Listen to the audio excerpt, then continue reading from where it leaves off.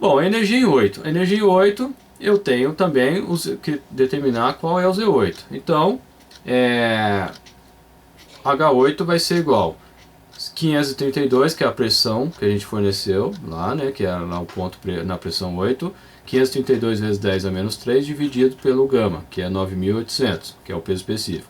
Mas, em termos de velocidade, estou considerando reservatório de grandes dimensões, então é zero também, mais a distância do plano horizontal de referência até o ponto lá do nível do ponto 8. Então, que seria o Z8? O que seria o Z8? Seria o meio metro que eu subo até esse eixo horizontal, depois eu subo mais 6 metros ali até essa outra tubulação, né, horizontal ali, chegando já no reservatório 2, e ainda eu tenho mais 1 metro de nível dentro desse reservatório. Então, ao final dá 7,5.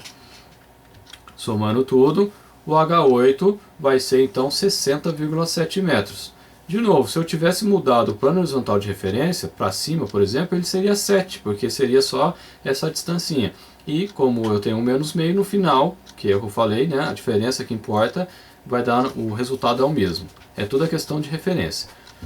Bom, nós não temos, né, em termos de valores, neste momento, nós não temos o HB e não temos as perdas de carga ao longo do meu trajeto. Né? Então a gente não sabe qual é a perda de carga que a gente tem entre 0 e 8. Então é isso que a gente vai calcular. Para que a gente consiga chegar na pressão potência de eixo, eu preciso do HB. Então eu vou ter que usar algum método, um método para cálculo de perda de carga, para poder obter ele. Aí dessa equação só vai restar obter o HB e eu consigo então extrair. Que é isso que a gente vai estar fazendo agora. Bom, para a gente calcular a perda de carga entre 0 e 1, entre 0 e 8, ela é separada em perda de carga distribuída, que é o HF, e a perda de carga localizada, que é o HS. Então, assim que a gente vai fazer. Só que se você lembrar ali, a gente tem diâmetros diferentes. E a velocidade para uma mesma vazão, ela é diferente para diâmetros diferentes. Né? Então, para cada diâmetro, eu tenho que fazer um cálculo de perda de carga. Então, se você tiver uma instalação de bombeamento que o diâmetro muda 5 vezes, você vai ter que fazer 5 cálculos diferentes. Por quê? Porque você vai variar a velocidade e a perda de carga é proporcional a essa velocidade, ao quadrado dessa velocidade. Então, se você variar, aumentar um pouquinho só que seja a velocidade, você vai ver que a perda de carga ela pode aumentar bastante por conta disso, por causa do quadrado. Bom, vamos seguindo. Então, o diâmetro da sucção, eu tenho o ds, ele vai do ponto 0, então o trecho de sucção é lá do eixo desde o 0 até a entrada da bomba. E o diâmetro, né, do ds vai ser desde a válvula de captação até a entrada da bomba. E o diâmetro do recalque vai ser da saída da bomba até o trecho 8, na verdade na entrada do reservatório, não é necessariamente lá no ponto 8, mas na entrada do reservatório, mas vai ser nesse trecho considerado aí. Bom, a perda de carga distribuída, então vamos calcular a perda de carga distribuída. A gente tem que calcular separado nesse caso. Então, por quê? Porque foi dado KS. Se tivesse dado comprimento equivalente, a gente somava com o comprimento total e calculava de uma vez só. Mas não tem nenhuma dificuldade nesse tipo de conta. Então a perda de carga entre 0 e A. Bom, primeiro vamos calcular então a velocidade nesse trecho. Bom, a velocidade nesse trecho é 4Q sobre πd2, dá 4,4 vezes 40 vezes 10 a menos 3, e π dividido por 0,15 ao quadrado, que é o diâmetro da tubulação nesse trecho. Nesse caso, a velocidade resulta 2,26 metros por segundo. Essa é a velocidade no trecho de sucção. Bom, então vamos calcular. Para a gente poder calcular, achar o F, né, eu tenho que saber qual é o número de Reynolds e qual que é o dH sobre K. Então é isso que a gente vai estar calculando aqui. Né? Então o número de Reynolds na sucção vai ser a velocidade vezes o diâmetro hidráulico dividido pela viscosidade cinemática. Então 2,26 vezes 0,15 dividido por 10 elevado a menos 6. Então o número de Reynolds é 3,4 vezes 10 a quinta. O dH sobre K, né, na sucção, também ele é em função do diâmetro, então eu tenho que calcular, né, para cada tamanho de diâmetro. Então 0,15 dividido por 0,15 vezes 10 a menos 5, que é o valor do K, né, que foi dado. Daqui então eu tiro que o dH sobre K na sucção é igual a 1000. Uma vez calculado o número de Reynolds, uma vez calculado o dH sobre K, eu vou aonde? Eu vou no diagrama de Moody e extraio a informação do F de lá. É o que nós vamos estar fazendo agora. Então a primeira coisa que eu tenho que fazer, localizar o Reynolds calculado. Então, Reynolds, o número de Reynolds é lá em cima. 10 à quinta, o 3,4, que é o que a gente achou, 3,4 vezes 10 à quinta. Vou descendo esse trecho, né, o trecho ali que eu marquei em azul. Depois o segundo é localizar o dH sobre K. Então, da mesma forma, eu vou seguindo a linha do dH sobre K, valor 1000. Aonde eu encontrar, eu tenho que fazer então uma intersecção na horizontal até o eixo F, que é essa seta em roxo, né? Então eu saio horizontal. Daqui eu tiro que o fator F é 0,021. Ponto. Então parece, o diagrama de Moody parece ser complicado, mas é tranquilo. É só você achar o número de Reynolds, achou o dH sobre K, encontrou os dois, sai numa paralela, numa horizontal, e você acha o fator de F nesse eixo da esquerda.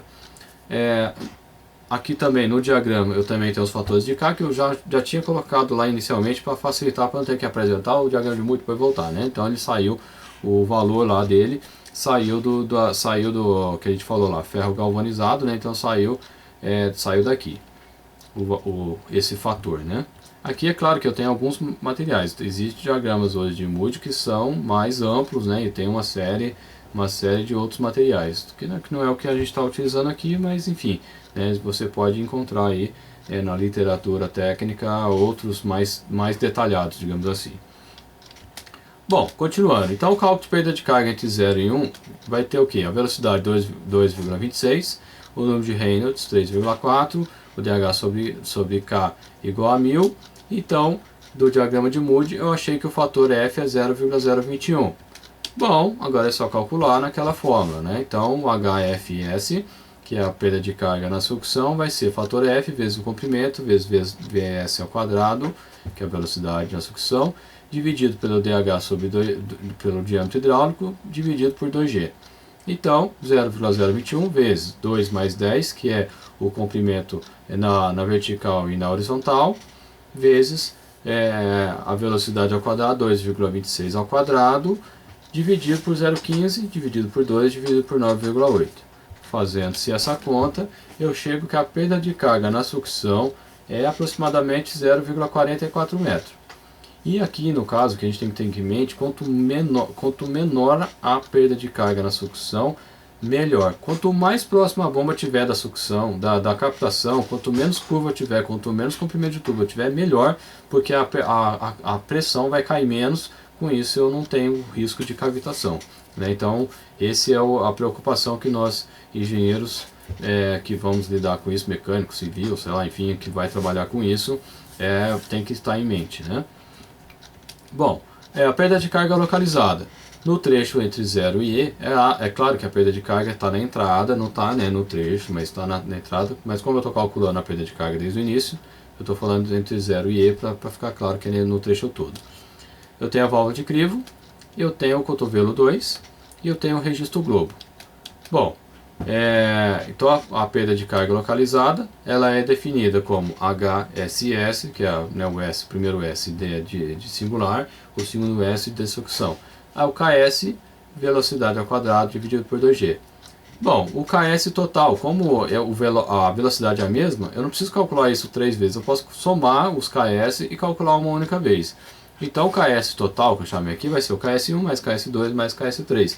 15 mais 0,9 mais 10. Então eu tenho o valor final do KS de 25,9. Portanto, calculando agora, né, jogando os valores na fórmula, fica 25,9 vezes 2,26 ao quadrado, dividido por 2, dividido por 9,8. Que dá aproximadamente 6,75 metros. Veja que em termos de perda de carga, a distribuída deu muito maior, né, do que a perda de carga distribuída. Então a perda de carga local, né, localizada, às vezes ela é responsável por a maior parte da perda de carga que eu tenho no meu sistema. Mas muitas vezes é um mal necessário, você tem que ter registro, você tem que ter válvula de retenção, não tem outro jeito. Bom, então a perda de carga total, o HP0E, né, que eu estou chamando entre 0 e E, da sucção, na sucção, vai ser a somatória da perda de carga distribuída mais a perda de carga localizada. Então, 0,44 mais 6,75. Portanto, a perda de carga total no trecho da sucção, HP0E, é igual a 7,19 metros. Ponto. Então, achei o meu valor da perda de carga total no trecho de sucção. Da mesma forma, eu tenho que calcular agora, como eu tenho um diâmetro diferente no recalque, eu tenho que calcular, fazer essa mesma conta que eu fiz. Eu não vou fazer essa conta detalhada porque a gente já fez detalhadamente aqui, senão ia ficar um vídeo muito longo. Já está ficando longo, né? Então eu vou repartir ele em dois, em parte 1 parte 2, para não ficar muito longo.